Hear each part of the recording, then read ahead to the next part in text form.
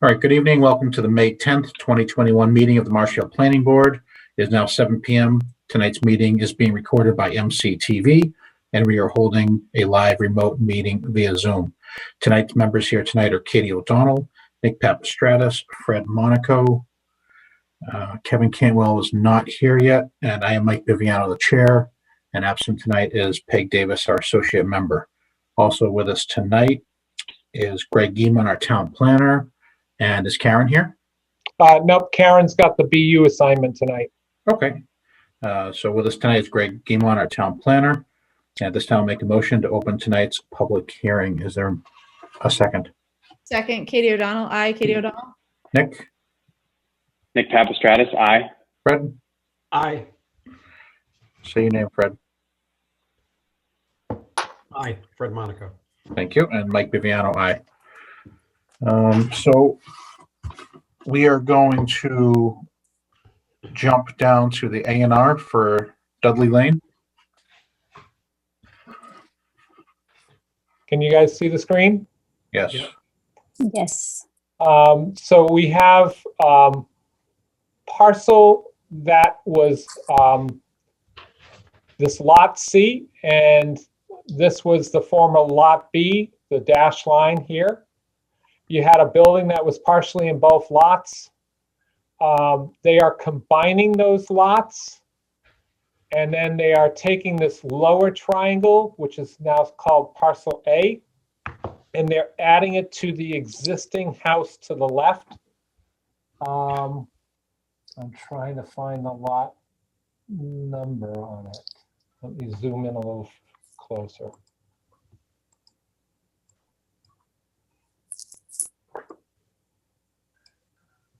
Existing dwelling number 28 on Dudley Lane, they're going to add this parcel A to this lot.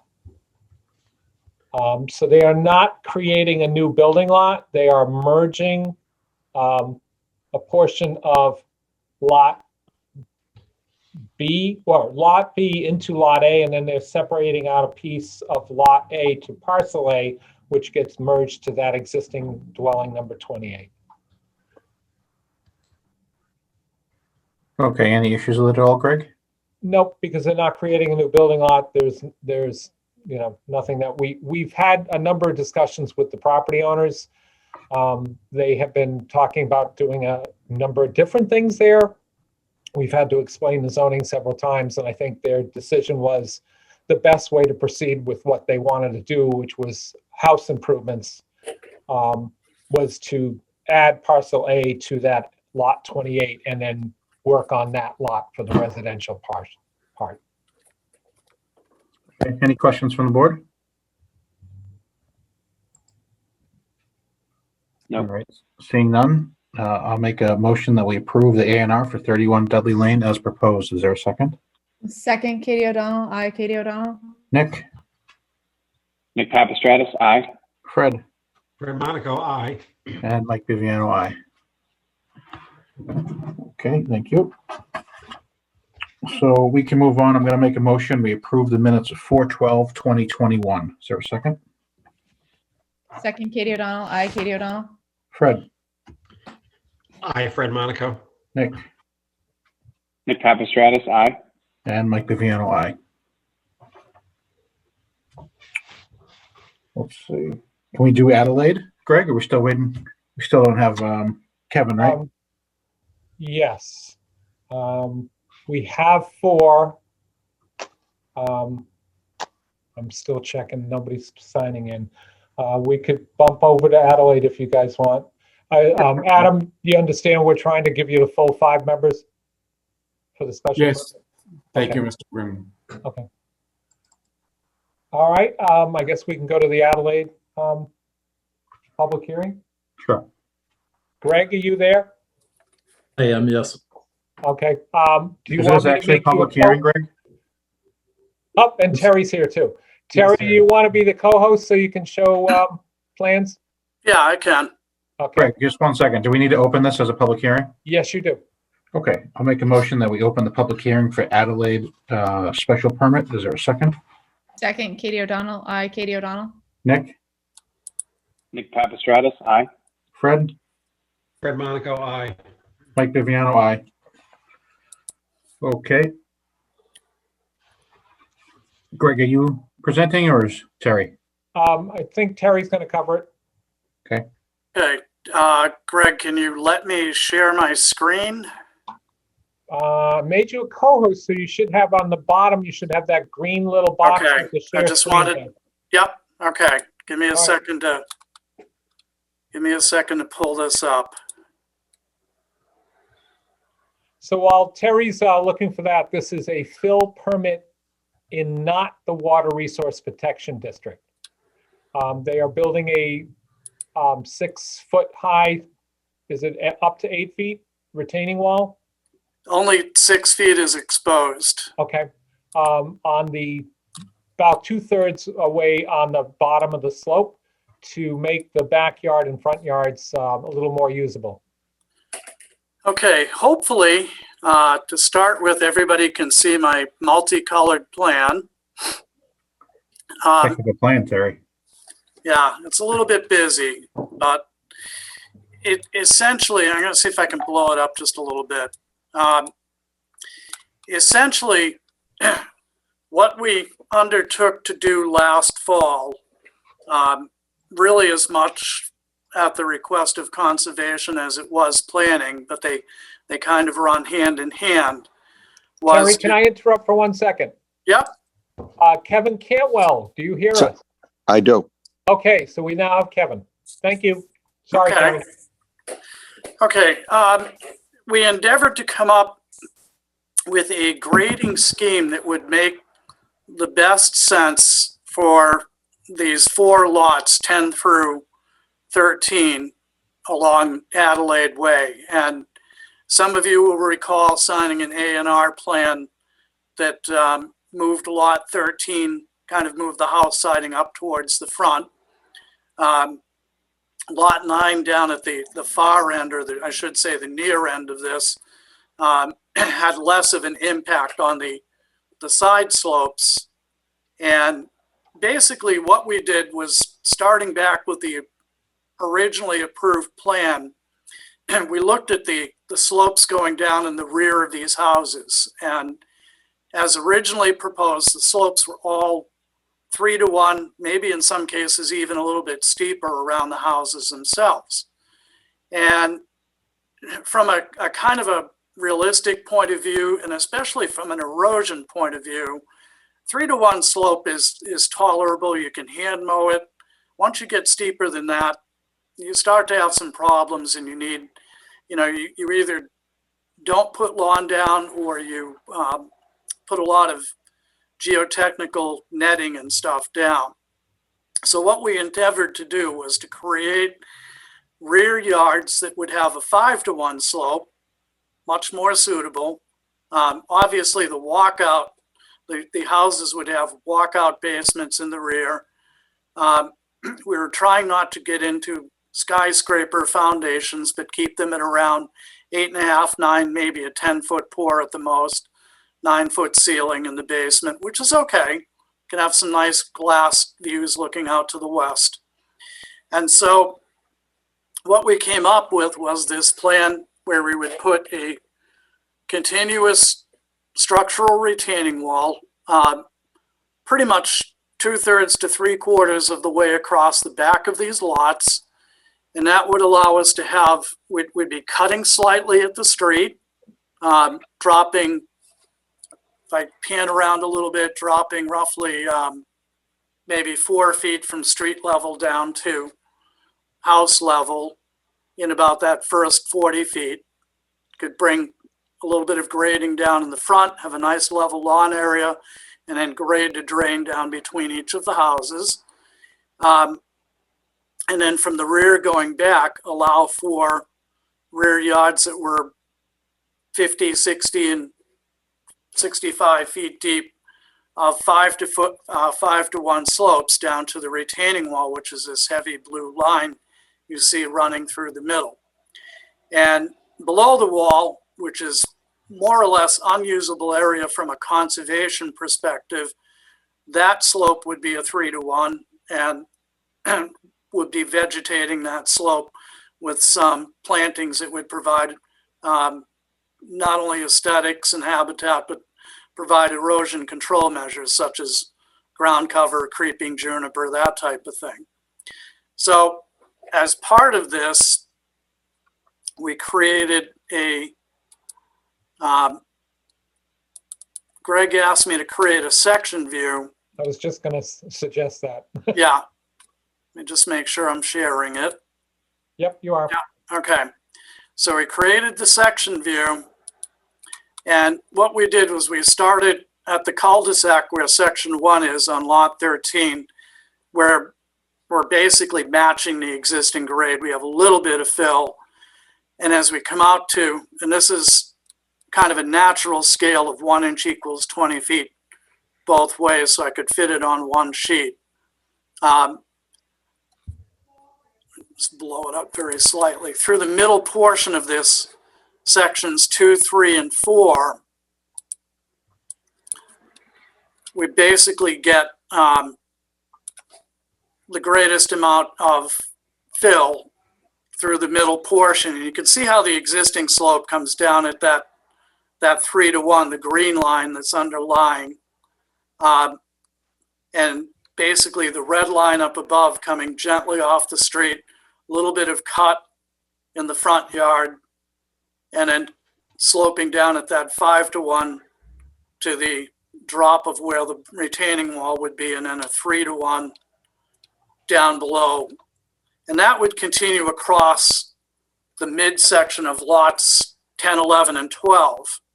By the time you're on either end of this and you're blending into lot 9 and you're blending into lot 13, then you'd be coming back into the existing grading that's out there now. And the walls would go away behind the house on lot 9 and not even reach the house on lot 13. So we did a volume calculation.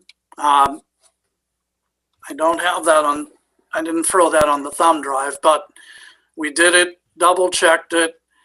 And basically what that report says is that over this entire, now this, I'm going to go back to the other sheet just for a moment.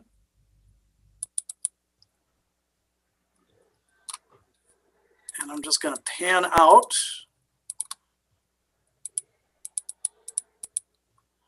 So the area that is all crosshatched that you see through here with the grading is about 81,000 square feet, just a shade under 2 acres. And so if you take the volume of fill that we came up with, checking it a couple of different ways, we came up with an approximate fill volume of 14,250 yards and an approximate cut volume of, I'll call it 2,300 yards.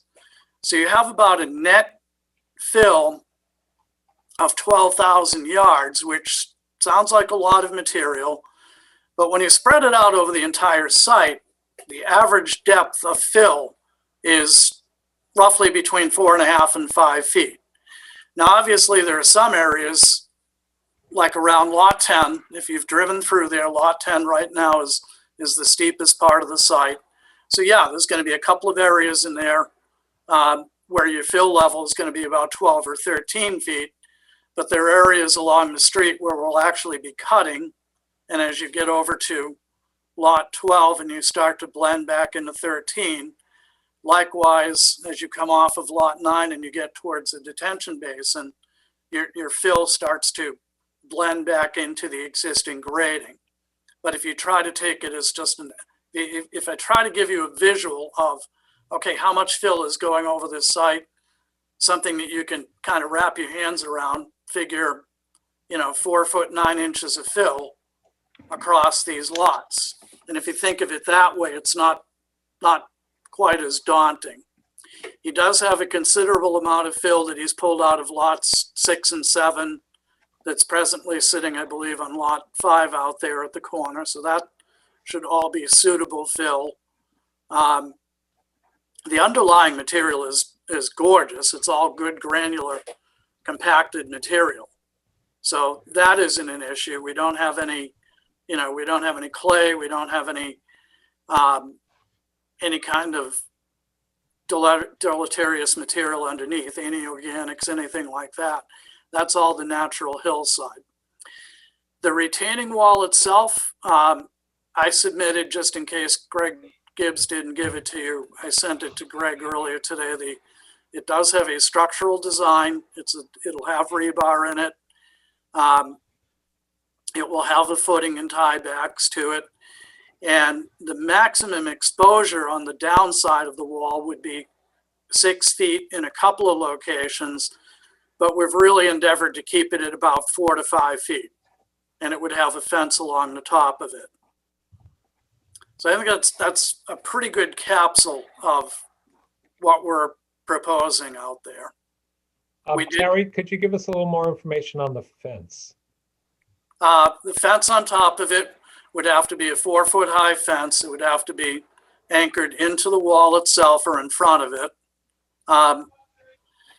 Probably either vinyl. I mean, I don't know as I'd want necessarily to spec chain link, but you couldn't do post and rail. It would have to be a stockade or some kind of a solid fence such that kids don't get through it and fall over the wall. So you'd have to have a solid fence.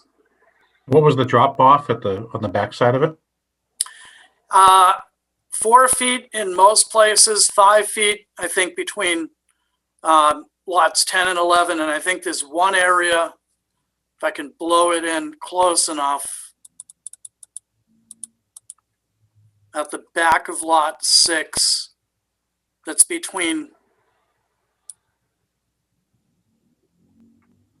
top of wall is, You mean lot 12? that's going to be the highest one. That gets to about 6 feet in one location. Could you not grade up from there, or can you not? Might be able to steepen the bottom of it slightly. I'm showing it as a 3 to 1. You could bring it up to maybe a 2.5 to 1 and get it a little bit better on the downside, especially where it's going to be planted. Yeah, just be less of a safety concern of somebody going through that fence.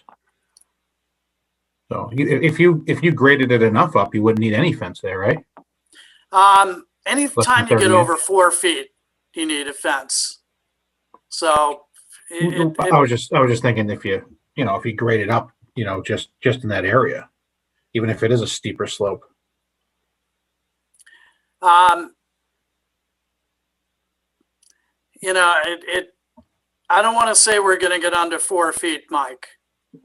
Okay, no problem. I don't want to say we're going to get under that. We're trying to limit erosion on the downhill side of this too, even though it's going to be planted, and it can actually be mulched too, which will help it, or wood chipped. Terry, you already have your conservation approvals with these grades, right? Yeah. I mean, something minor. If we said we had, 5 foot of wall exposure and it turns out to be 4, I don't see that as an issue. Okay. Because it was something that they discussed also. We just want to make sure we hold relatively good to those grades, especially at the TOA slope. The good thing is that below us, we have the rain garden / detention basins. So all the water is going to the same place.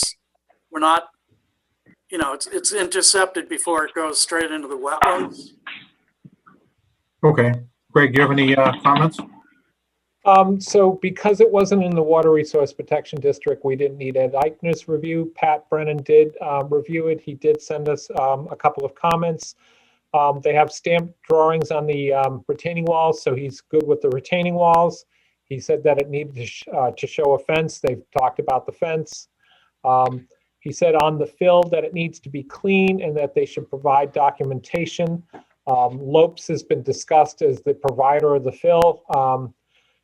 They usually do test reports on their source material, so I would recommend that the planning board place a condition on Mr. Gibbs to email test reports. I don't know if it's each day after they've done filling or once a week for the week, but something along that lines. and that we should specify on the fence that it's 4 feet high and that it's not split rail, so nobody would go over or under the fence. That's it for me. All right. Anything to mention about Pat's review comments at all? From you, Greg? Oh, that was Anything you need- Pat's comments were, the retaining wall is stamped engineered, so he's okay with that. Okay, That they needed a clean fill report. okay. All right. Anything from the board at all? Any questions or comments?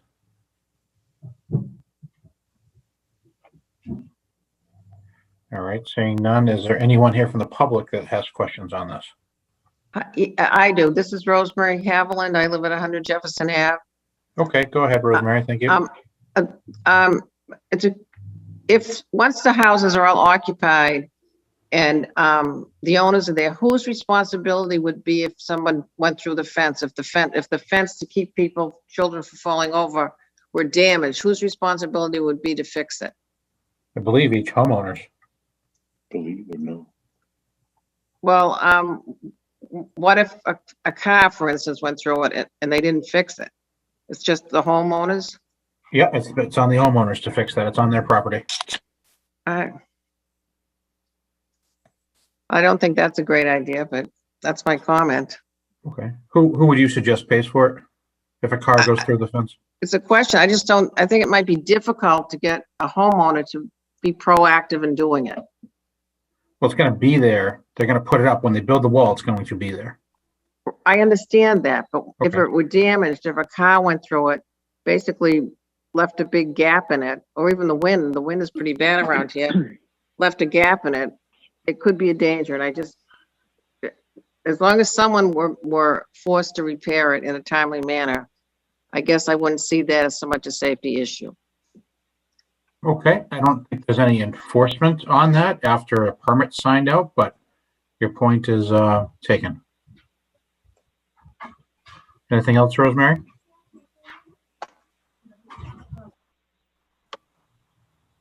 Not at the moment. I'm very familiar with the area. I walk down there all the time. If the houses have already been passed and they're gonna be built, I can't foresee any other way around the slope there.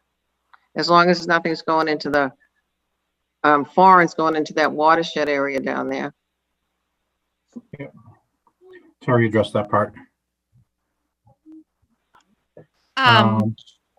Sorry, I had trouble with my audio and it kicked me out for a minute, Sure, no problem, Kate. but I wasn't sure. It sounds like maybe you guys were talking about type of fence. That was my only concern, was maybe to specify like no climb fence. And I would just say that I'd have concerns about the vinyl with winds, and just from what I've seen of vinyl fences like shattering when they're damaged. That I think that you'd be looking more at like the type of fencing that you need around the pool. Like a chain link fence? Chain link, or like, like the iron fences that you see that have the vertical so the kids can't climb.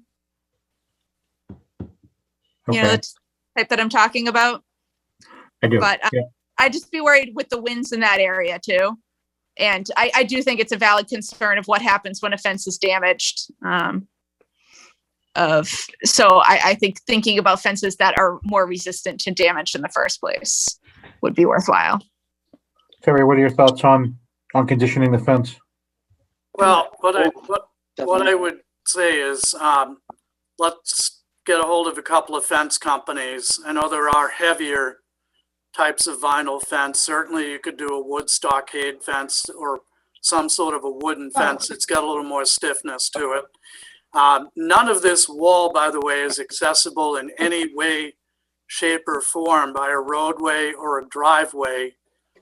Just so that you do know, these are towards the back 1/3 or 1/4 of these lots more at the toe of the slope. But I do get Katie's concern. I don't think I've ever been up there on a day when it hasn't been windy, to be honest with you. But I think we can find maybe a heavier vinyl or a stiffer material without necessarily resorting to an iron curtain out there, if you will.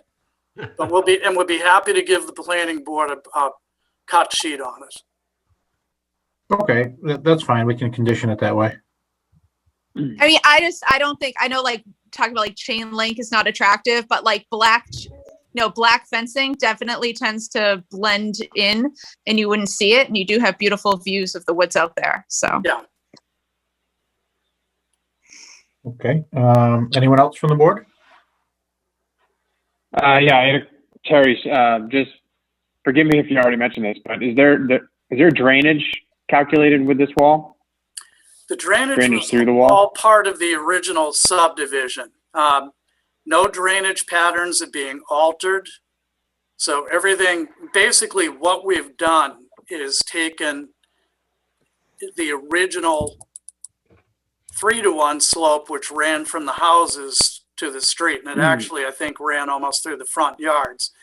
And what we've done is simply find a way to give a gentler slope through most of the lots themselves, and then provide this retaining wall basically to interrupt that 3-to-1 slope and then resume it at the bottom so that we essentially get flatter rear yard area, which actually is going to help you with erosion. Terry, do you have weep Terry. poles or anything? Yeah, in the wall? I guess that's where I was going. I meant more of hydrostatic pressure on the wall if you have weeps for drainage. Yeah. The wall itself will have basically have granular fill behind it and weep holes. Okay. And Okay. that's in the Thank you. structural design. I'm going to take a moment for a host ad. Pat Brennan has signed in. Pat, and for the other people, we switched Adelaide with Dan Sullivan's special permit because we were missing one member, so we switched the order. So for the people who signed in late and wondered why we were already into Adelaide, it's because it got moved up on the agenda. Pat, I've already covered your email. I didn't know if you had anything else to add. No, if you covered my email, I think that was pretty much everything that I had on it. I guess to hearing Nick's question about the drainage, the structural design, like Terry mentioned, does have all the drainage, the aggregate behind the wall, and the weep holes through it and everything. And actually with flattening those backyards, you actually reduce the rate of the runoff going down that hill because you're slowing it down with less of a slope. So. Okay. Great. Thanks. Thanks, Pat.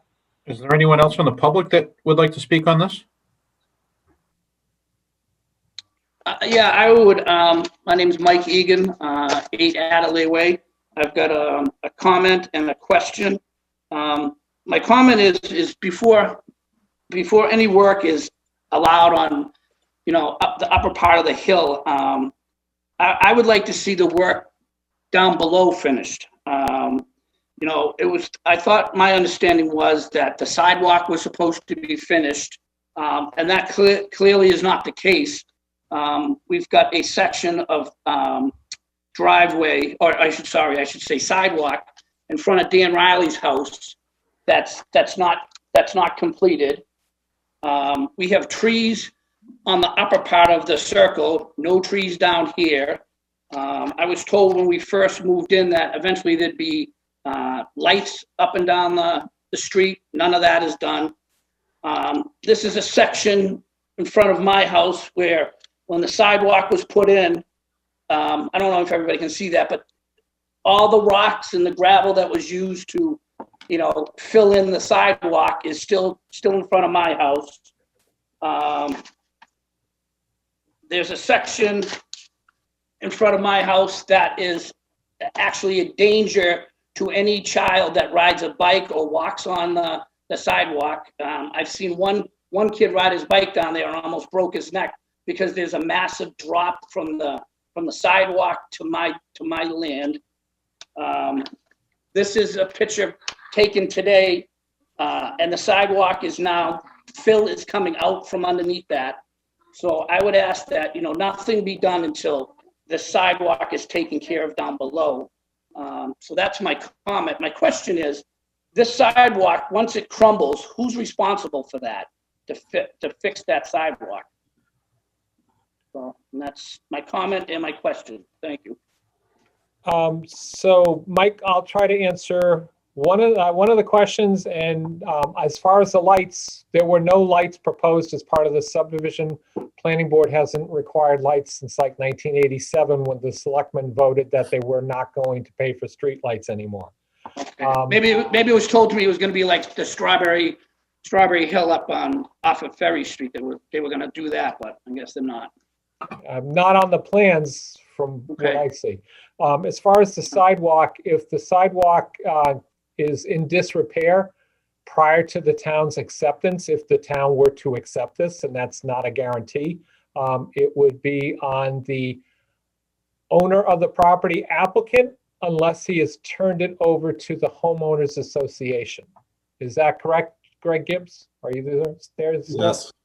Yes. Okay. So Greg, just to ask a question about the sidewalk, when do you plan on trying to finish up the sidewalk, especially where it does land The question to is nowhere, trying which to- is right in front of why Mike's you don't- driveway, I I think. understand. Well, that's a good question for Mike, actually. He's the one preventing it. The section that's incomplete in front of the Riley's house is because of the pole that he will not allow to be removed. I had Eversource scheduled to come out to remove that, and he put the kibosh on that. So the part in front of his house is his private property. So, this the section of the driveway in front of his house that he's told me not to touch. So, he's Mike, is that bringing up true? problems that. Greg, please don't Greg, give me interrupt. just I one didn't second. interrupt him. Mike, is that true? Have you No. asked him not to touch it? No, I've never said anything. I haven't done, I called Eversource and said I didn't want my power cut to my house. I have work that was never finished. I have a driveway that every other homeowner on the association got a second coat. I didn't get. So there's work that needs to be done. So, just so everybody else is aware, this is, that was a personal contract. We've already been to court over this and it's already been settled. So I haven't been paid either for the work that he's claiming. Actually, I was the judgment was for me when we went No, to it was court. not. Okay, It was, well, it was, wait a minute. it was This is dismissed with Greg, stop it for a minute. This is a matter between the two of you, not that we can resolve that or get into your court case. I would say at this point, Greg Gibbs, you really need to figure out a solution to those issues, if your hands are tied or not, because something needs to happen to finish that off. And I'd be happy to come out and talk about it with both of you if that can help at all. I'd be more than willing to go out there and look at the situation and listen to both of you. But it is time to wrap that up, especially potentially being a safety hazard with the way that sidewalk drops. And I know the background from both of you already. Mike, anything you could do, I'd appreciate it. So I'd I'll like to move on and get this development done and have Greg finish up and move on. I mean, I think I speak for everybody in the development that we want it finished and we want them done, and so whatever you can do, Mike, that'd be great. Okay, so let's get back on track, sticking with what we're discussing tonight. Is there anyone else in the public that would like to speak on this? This is Rosemary Haviland again at 100 Jefferson Ave. As I said previously, I walk down there all the time. I've seen very little work done. And I do agree with, I think it's Mr. Egan from number 8 or whatever on Adelaide, that at the previous planning board meetings that I attended virtually, other work was supposed to be completed before things progressed. Well, this has nothing to do with lot releases, and the work was supposed to be completed before other lots were released, if I recollect that. But this is something totally different, so they can actually, at some point, move on with trying to sell these lots and get them built. So I'm going to have to disagree with you on that.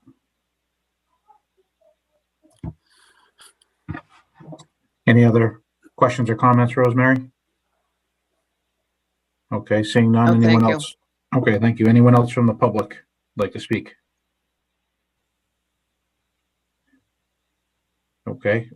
Greg Gibbs, do you have anything else to add right now, or Terry? Mike, I'm going to just throw one thing in that may or may not be helpful, but one of the other ongoing features through conservation is the connecting of that footpath, which I know is also part of planning board's purview as well. That goes out to, eventually makes its way out to the Daniel Webster estate. And Bill Grafton and Arthur Loggy and Greg Gibbs and I have been out there a number of times.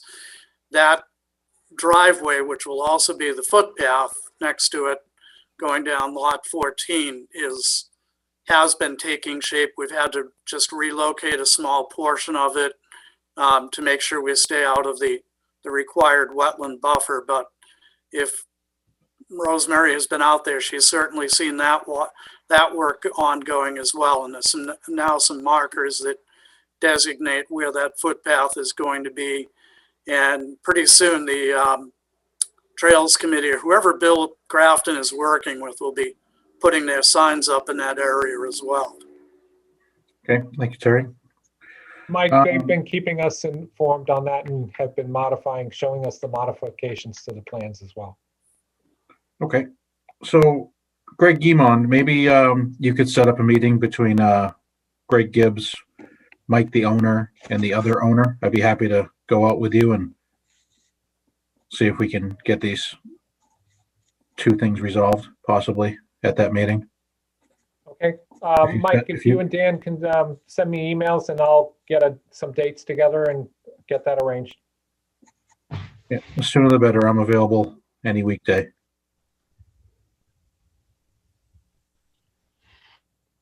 All right, I'll email you, Greg. Okay, thanks. Thank you.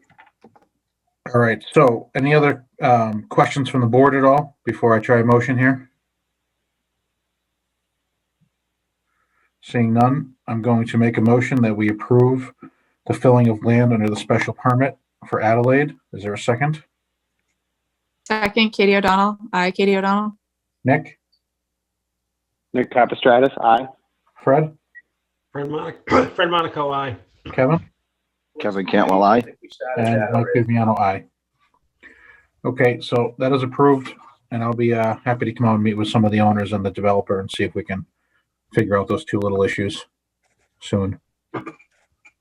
Thanks for doing that, Mike. I'll All have right. the decision ready for signature for the next meeting, Mike. Okay, so I'm gonna make a motion that we close the public hearing for Adelaide. Is there a second? Second, Katie O'Donnell. Aye, Katie O'Donnell. Nick? Nick Papastratus, aye. Fred? Fred Monaco, aye. Kevin? Kevin Cantwell, aye. And Mike Viviano, aye. Okay, thank you. Thank you, everybody. Have a good Terry, evening. Terry, I need you to Exit. unshare the screen. Okay. I'm out. Good night. Good night. All right, at this time, I'll make a motion that we open up the public hearing for DJ Sullivan modification WRPD. Is there a second? Second, Katie O'Donnell. Aye, Katie O'Donnell. Nick? Nick Papastratus, aye. Fred? Fred Monaco, aye. Kevin? Kevin Cantwell, aye. And Mike Viviano, aye. Okay, I think this is Adam's turn. Thank you, Mr. Chairman. Good evening, everyone. My name is Adam Brodsky, and as you know, I represent DJ Sullivan Collision Center, Inc. And with me this evening is Dan Sullivan, the president of the company. John Keefe, our professional land surveyor, is not with us this evening, is not available. And we're seeking to modify our WRPD special permit, which was granted in 2019. And we're trying to solve several problems at the same time. First, you may remember that when the board considered our application for a special permit when Dan bought the property, the decision contained a special condition which restricted the use of the building to one principal use, which was Dan's auto body use. You may remember that we had made it clear to the board that there historically were multiple principal uses at the building, Dan intended to continue those multiple principal uses, and we believe that those principal uses were grandfathered from the later enacted zoning. But the board included special condition number 4. And so to try and solve that problem, because candidly, Dan was not in a position to appeal your decision because he needed to close on the property, having sold his former location and needed to move. We put that legal question to the building inspector and requested a zoning determination. The building inspector at the time declined to make a decision. We appealed that non-decision to the Zoning Board of Appeals, and we've had an appeal pending now for more than a year. Gratefully, the town has been working to resolve the zoning problem by pursuing and ultimately obtaining one zoning change, which created a new use in the underlying B2 zoning district, the contractor artist rental bay. So we're seeking in the first instance to modify our WRPD special permit to essentially convert the building to a contractor artist rental bay. And we will be treating the auto body repair use as essentially a grandfathered use within that building. So we will have one principal use, it's the contractor artist rental bay for the property. Second, as you know, the building has always had tenants. Dan has tenants, and we agreed as part of the WRPD process that each of those tenants individually needs to comply with the requirements of the WRPD. And so we're seeking authorization for those tenant uses. And this is provided in more detail in our written materials, but the tenants are South Shore Glass, Vasey Irrigation, Woodward's Metalwork, a gentleman by the name of Bob Keegan, who stores his classic car and motorcycle in the building, Roth Builders, which is a fiberglass marine repair and gutter operation, Massey Builders, which does material storage, a business called Lumberjack, which also does material storage relating to trees. And I note that all of those uses, except for 2, are passive. It's simply storage of materials inside the building. Woodward actually performs metal fabrication. This is a low volume, essentially artistic enterprise where this gentleman fabricates with metal. There's no paint or painting involved in the operation. All that's inside the building.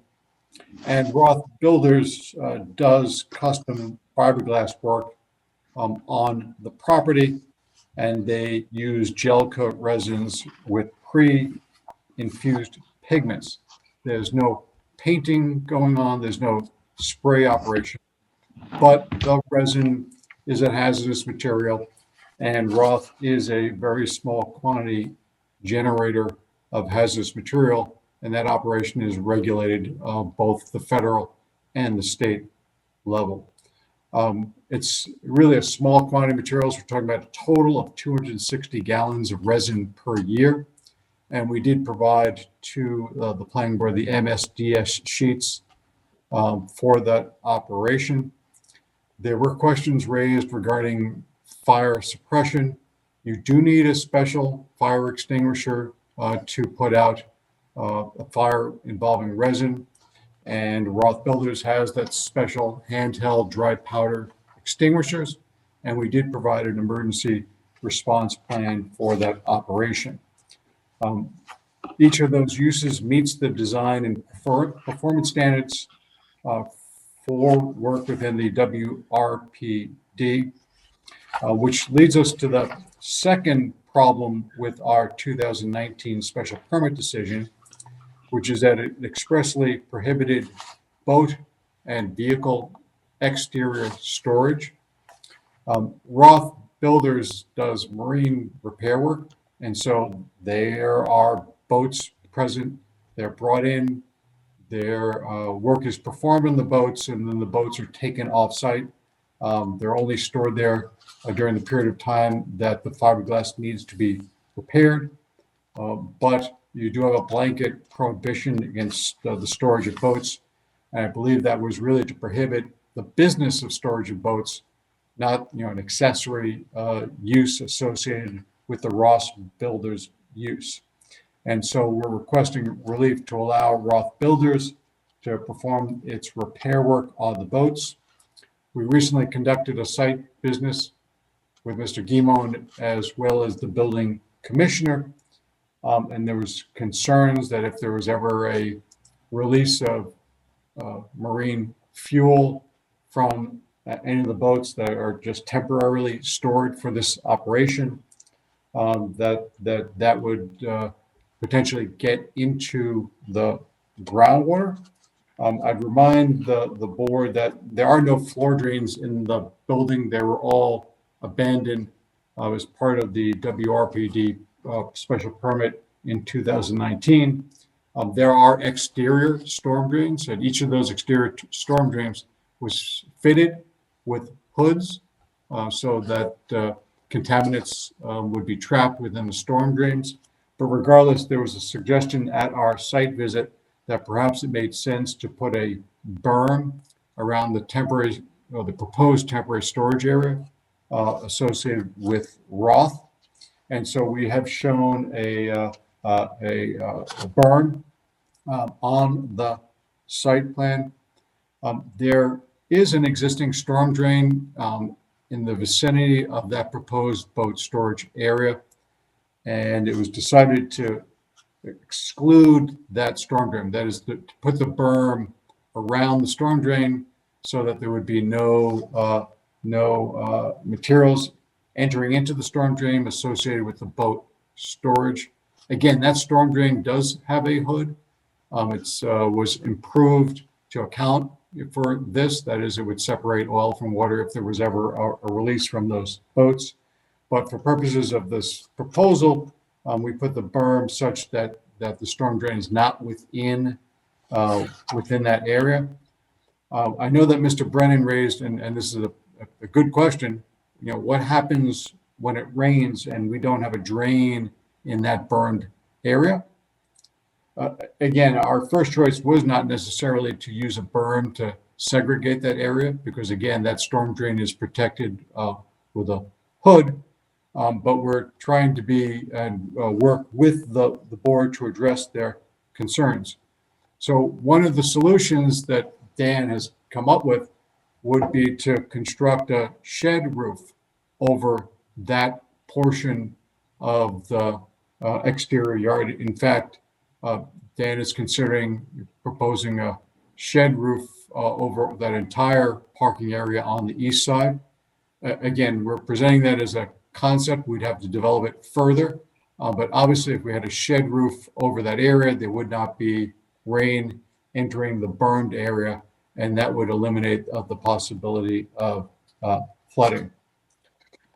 During the site visit, it was also suggested to us that in addition to having the hoods on the storm drains, that perhaps an additional measure could be taken in the event of a fire because there was concern regarding water associated with fire, the fire department trying to put out a fire, that water somehow coming into contact with these contaminants, and that ultimately would get into the groundwater. So it was suggested to us that Dan secure some covers that could be placed over the storm drains in order to prevent waters from entering the storm drain system and infiltrating into groundwater.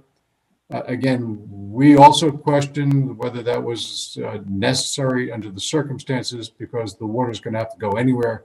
And if you took the storm drains out, that water would likely end up in the street in the unlikely event of a fire. But in any event, we're doing our very best to be responsive to the suggestions that are provided to us. So we are proposing to use those covers. Dan has actually purchased those covers, and we can provide more information regarding that. We can certainly supplement the emergency response plans that we've submitted. Dan's got an emergency response plan for his operation, and we submitted an emergency response plan for Roth Builders.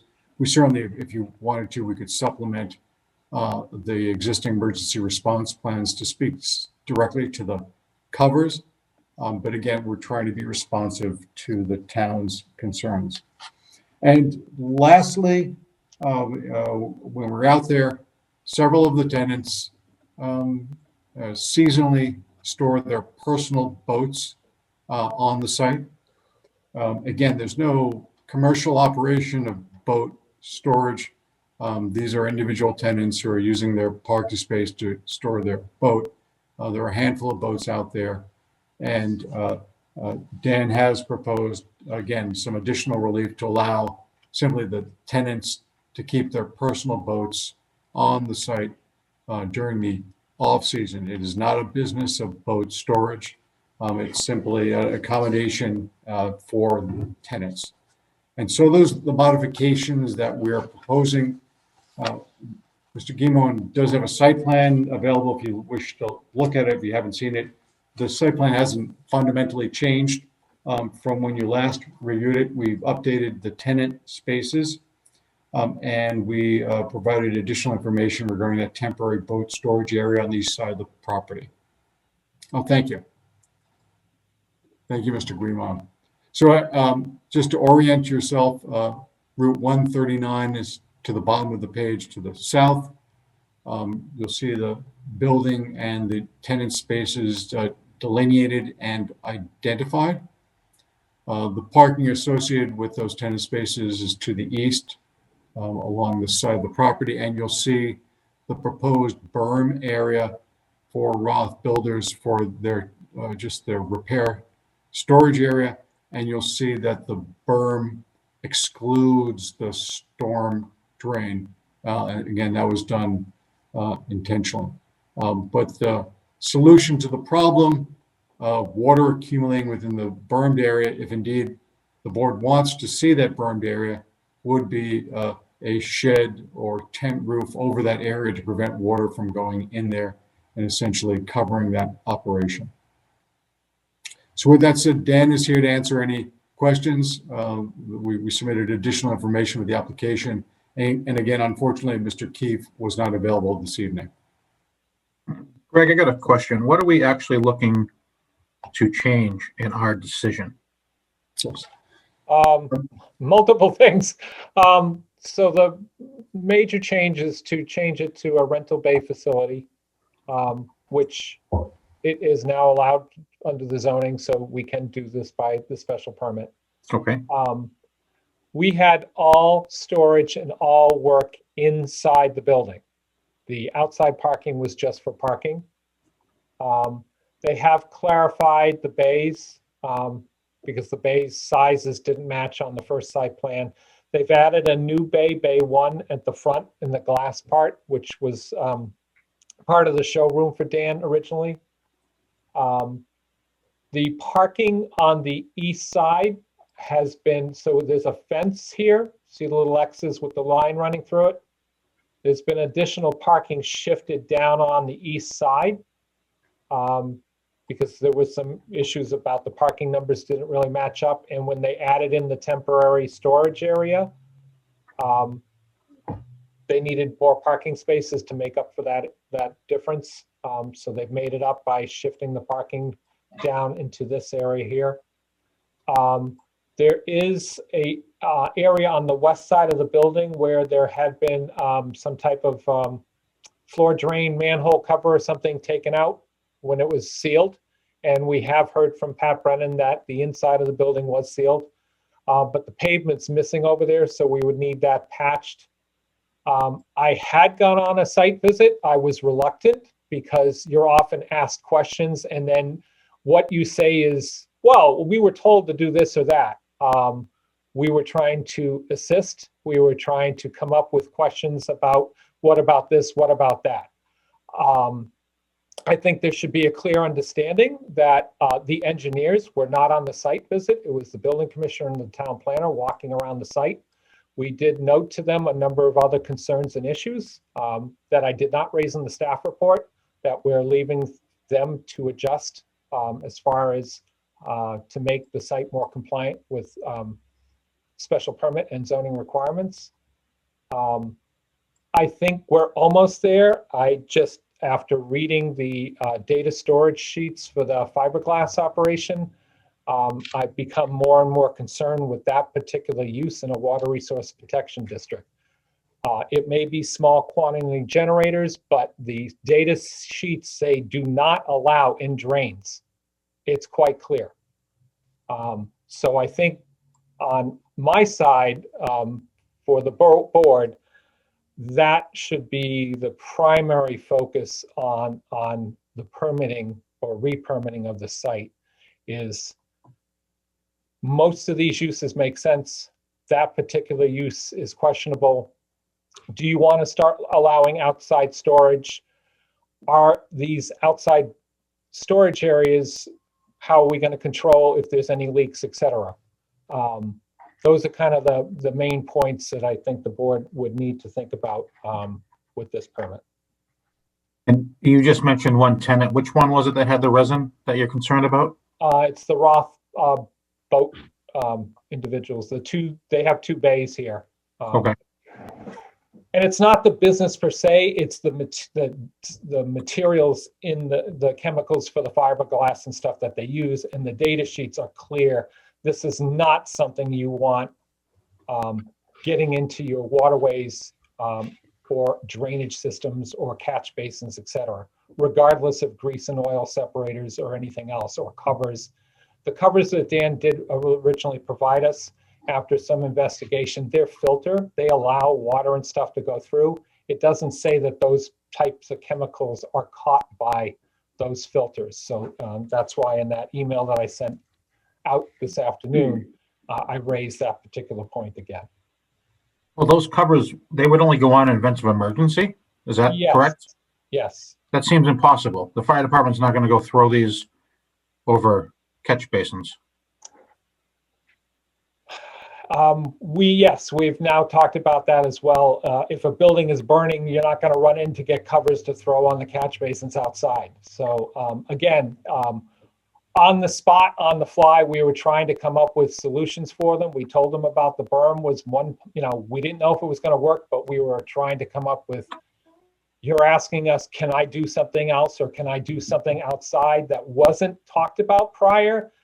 So it was trying to be helpful, understanding that we were not the engineers or the scientists and we didn't have all the answers or concerns. We have heard from both Pat and Ed Eichner. One of Ed's questions on the floor drains has been answered by Pat. Pat had inspected that already. So that one's taken care of. All right. I definitely have a concern about Roth builders as well with that use. I also don't think I want to see the outdoor boat or car storage. All along, that was, you've told us all along, the applicant, that we're not going to store anything outside, and to go park, even 4 boats outside. People change their lower end fluid. People dump gas out of boats. It's just a terrible use within this site. And, personally, I don't think that should be allowed. So with that, do we have anything from Pat for him to bring up at all? No, I think Attorney Brodsky mentioned my couple of concerns. One was with the how you evacuate any rainwater out of that bermed area. There's just no way to do it unless you physically pump it out. And then I had a similar concern about the covers on the catch basins. I just don't think that's an effective way to close off that drainage system in the event of emergency. I don't know who would be responsible for running out there and putting them on. If it's during the winter and the parking lot, how parking lots get with chunks of ice all over the place, you're not going to get a good seal on any of those catch basins. So those were my only 2 comments on it. Okay. And just so I'm clear, that extra area that we're talking about using the berms on, that's for that same tenant we're concerned about anyway, right? Yes. Okay. All right. Any other questions from the board at all? Yeah, I guess just Mike, just to follow up on your points. I mean, I think, the idea of not having exterior storage particularly boats. I think that was the intent originally, aside from removing the business of boat storage. So I agree. I don't think it's the right decision here, given we're in the water protection district area there. I mean, I think otherwise that would imply you need to put berms around any potential area where boats are temporarily stored.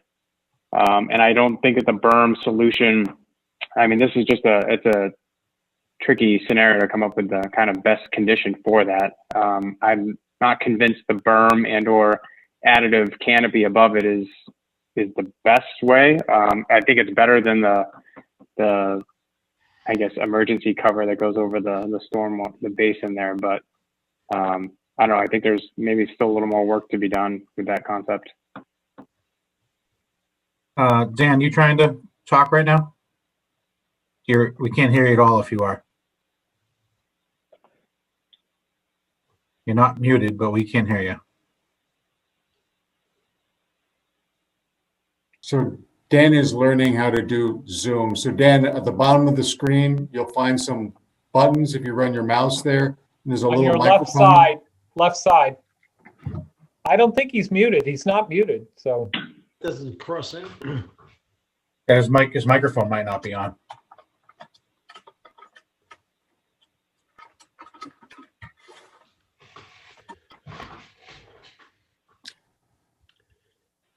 Dan, if you want to text me, I can relay that information to the board. Or call me. Oh, anyone else from the board while we're waiting on Dan's technical issues? Nope, I'm all set. Yeah, I would just reiterate, I have the same concerns that Mike and Nick have just mentioned.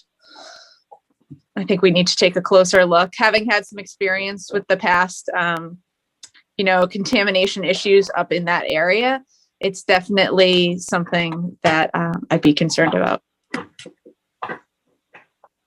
Thank you, Katie. While we're waiting for the applicant, is there anyone from the public that's here for this at all?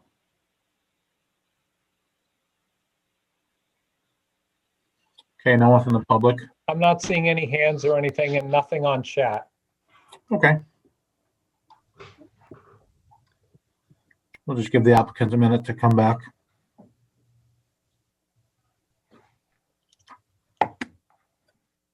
I apologize, trying to multitask.